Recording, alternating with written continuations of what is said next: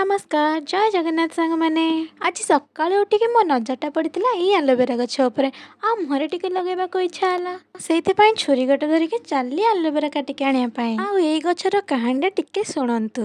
एई गछ जेतेबेले आम घरे नथिला सेतेबेले आम पड़िशा घर डेली आलोवेरा मागिके आनिके मुहरे लगाए। मु डेली डेली तांको घर मागिके आनिबार देखिकी मो माँ को भल लागिलानी सेइथिपाई से गछटा कोठु गोटे आनिके बाड़ीरे लगेदेला। आ मु तो बहुत एक्साइटेड थिली जे पर्यंत ये गछटा बड़ हो नाला से पर्यंत मु घर मागिके आनी लगाऊली आ डेली डेली गछरे पानी भी दउथिली।